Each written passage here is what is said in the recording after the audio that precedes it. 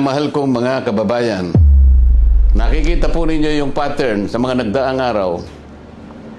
Mas uunahin po nila yung tao na nagmamalasakit sa inyo para palitawin natin ang katotohanan. Ngunit yung taong nasa likod ng lahat ng kasalanan ito ng pagnanakaw, hanggang ngayon ay wala pa po silang ginagawang pag-uusig. Meron na pong isang demanda kay Martin Romualdez na nakabinbin pa April 2026. Yung isa na inakusahan na dating kalihim ng DPWH ay kanilang kinasangkapan upang siya din ay maging state witness. At siya yata ang gumawa ng paraan para ma-discharge siya sa kanyang naunang asunto. So makikita po ninyo, wala na po tayong kakampi.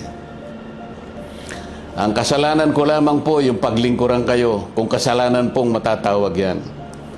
Na humarap sa kanila ng buong tapang para sa ganon ay malaman ninyo ang totoo. Malaman ninyo kung sino ang nagkasala sapagkat gusto nating papanagutin lahat ng mga taong ito. Ngunit kapag ako'y kanilang inaresto, hindi na po matutuloy yan. Akala po nila ay maililibing ito sa limot.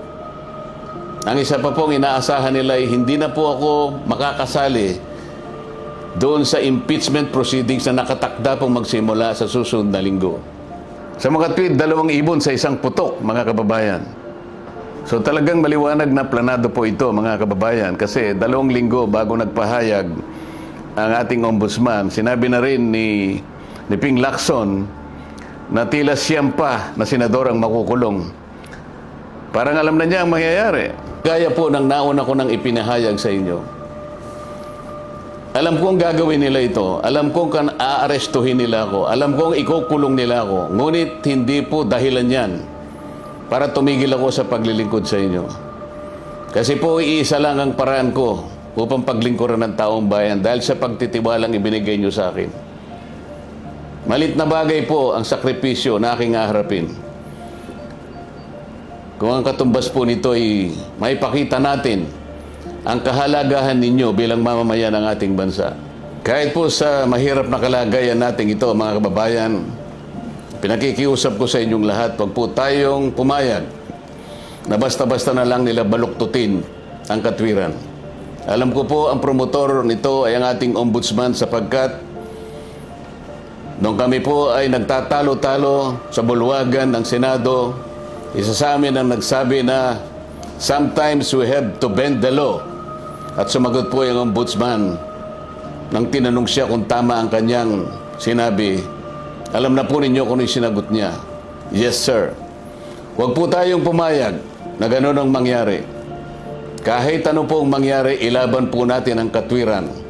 Dahil ang katwiran po ang magpapalaya sa atin. Ito ang magbibigay sa atin ng tagumpay bilang mamamayan at bilang isang bansa.